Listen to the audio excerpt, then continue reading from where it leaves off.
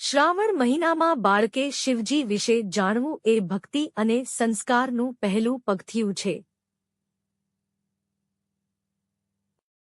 આ સાંભળો ભગવાન શિવ અને બાળકની સુંદર શીખ આપતી વાર્તા. શિવજી અને બાળગણેશ. પાર્વતી માતા એક દિવસ સ્નાન માટે ગયા. તેઓએ માટીથી એક નાનકડો બાળક બનાવ્યો અને એને જીવ આપ્યો. એ હતા બાળ ગણેશ. પાર્વતીજીએ કહ્યું, બેટા, કોઈને અંદર ન આવવા દેવું. ગણેશજી દરવાજા પર ઊભા રહી ગયા. થોડા સમયે ભગવાન શિવ આવ્યા અને અંદર જવા માંગ્યું.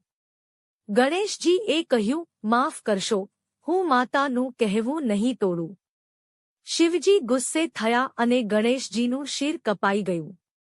જ્યારે માતા પાર્વતી બહાર આવી તો રડી તેમણે કહ્યું, મારું બાળક પાછું આપો. ત્યારે ભગવાન શિવે એક હાથીનું માથું લાવી ગણેશજીને જીવંત કર્યા.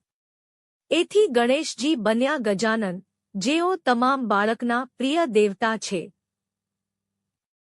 મોરલ. માફી અને પ્રેમ એ બધાથી ઊંચા ગુણ છે.